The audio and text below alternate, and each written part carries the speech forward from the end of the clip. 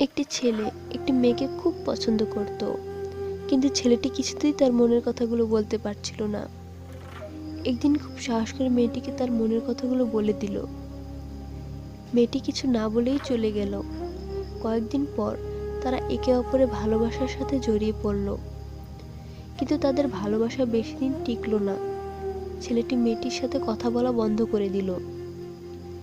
মেয়েটি ছেলেটির জন্য খুব চিন্তা করতে লাগলো, কি হয়েছে ওর। কিছুদিন পর মেয়েটি দেখলো ছেলেটি অন্য একটি মেয়ের সাথে, আর ওকে দেখে না দেখার ভান করে চলে গেল।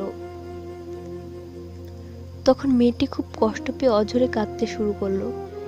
মেয়েটি পরে ভাবলো, যদি তার ভালোবাসা সত্যি হয় তাহলে ছেলেটি আবারও তার কাছে ফিরে আসবে। তার কয়েকদিন পর ছেলেটি আবারও তার কাছে ফিরে আসলো। মেয়েটি তাকে না বলেনি, কারণ মেয়েটি ওর অপেক্ষায় ছিল। মেয়েটি তার ভালোবাসা আবারও ফিরে পেল। কয়েকদিন পর ছেলেটি আবারও মেয়েটিকে ছেড়ে চলে গেল। মেয়েটি এবার অনেক কষ্ট পেয়ে শক্ত হলো। তাকে ভুলে যাওয়ার চেষ্টা করলো, কিন্তু পারল না। প্রতি রাতে মেয়েটির চোখের পানি ঝরে। মেয়েটির জীবনে খুব কষ্ট নেমে আসলো। তার মধ্যেই মেয়েটির বিয়ে ঠিক করলো তার বাবা মা।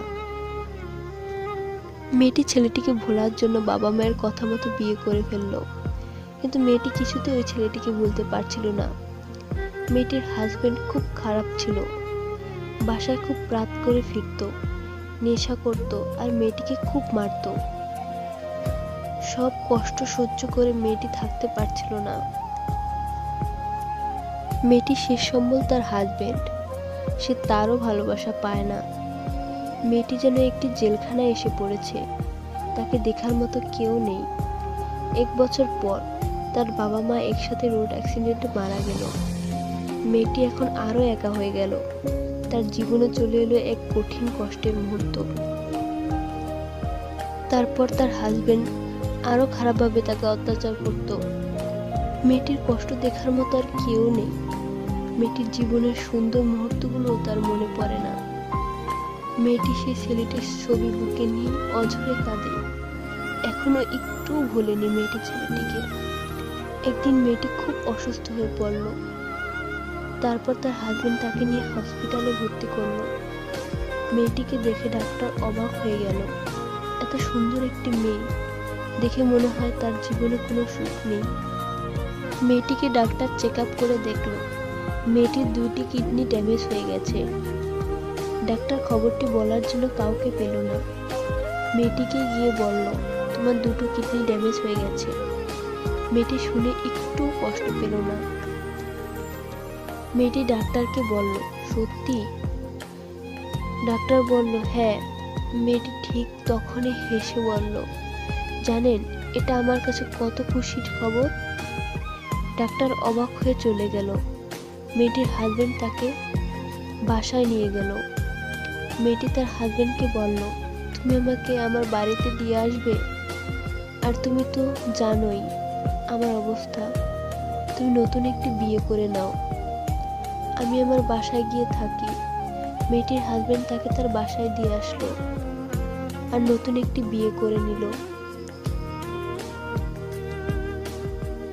মেয়েটি বড্ড একা হয়ে গেল, কেউ নেই তার পাশে। মেয়েটি খুব যত্ন করে একটি ডায়েরি লিখলো তার সেই ভালোবাসার মানুষটিকে দেবার জন্য। মেয়েটি তার মনের কথাগুলো সব লিখে রেখেছিল ডায়েরিতে। মেয়েটির ইচ্ছে ছিল মরার আগে তার প্রিয় মানুষটিকে একটি বারের জন্য দেখতে, কিন্তু তার সেই ভাগ্য হলো না। মেয়েটি তার এক বান্ধবীকে বলল ডায়েরিটা ওই ছেলেটিকে দিতে। মেয়েটির কথা মতো ওই ডায়েরিটা ছেলেটিকে পৌঁছে দিল। কিন্তু সেই দিনটা ছিল ছেলেটির বিয়ে, তাই খুব ব্যস্ত থাকার কারণে সে ডায়েরিটার দিকে মনোযোগ দিতে পারল না। সেই ডায়েরিটা তার ঘরে রেখে দিল। এদিকে মেয়েটি প্রচণ্ড অসুস্থ। হাসপাতালে নেবার পথে মেয়েটি মারা গেল। ছেলেটি তার নতুন জীবন শুরু করলো। একদিন ছেলেটি ডায়েরিটার কথা মনে পড়ল।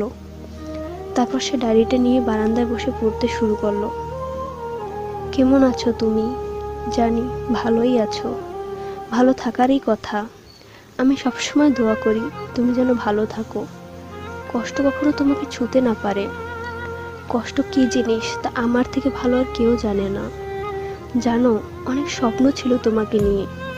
ভেবেছিলাম তুমি অনেক খারাপ, কিন্তু না, আমি এমন একটি মেয়ে যার জন্য ভালোবাসা সৃষ্টিই হয়নি। জানো, এখনো মনে হয় তুমি ফিরে আসবে, কিন্তু এটা সম্ভব না। তুমি চলে যাওয়ার পর যে কষ্টগুলো আমি পেয়েছি, তার কাছে পৃথিবীর সকল কষ্ট হার মানবে। এখনো মনে হয় তুমি আমার পাশে বসে থাকো, তোমাকে এখনো অনুভব করি। বাবা মা মরে গেছে, আমিও আর বেশি দিন চাইলেও বাঁচতে পারবো না, কারণ আমার দুটো কিডনি ড্যামেজ হয়ে গেছে। ইচ্ছে ছিল মরার আগে তোমাকে দেখব, কিন্তু তা তো আর হবে না। যদি সময় হয় কবরটি দেখে যেও। তুমি ভালো থেকো, সুখে থেকো। ডায়েরিটি পড়ে ছেলেটি নিজেকে অনেক বড় অপরাধী বলে মনে করলো। তখনই সে একটি গোলাপ নিয়ে দৌড়ে গেল মেয়েটির বাসার সামনে। বাসার সামনে গিয়ে দেখলো 3টি কবর, একটি কবর নতুন করে দেওয়া হয়েছে। ছেলেটির চোখ থেকে যেন এই প্রথম মেয়েটির জন্য পানি ঝরছে। ছেলেটি মেয়েটির কবরের উপর গোলাপটি দিয়ে চলে গেল। এইভাবে প্রতি বছর এই সময়টা ছেলেটি এসে মেয়েটির কবরের উপর একটি গোলাপ দিয়ে যায়।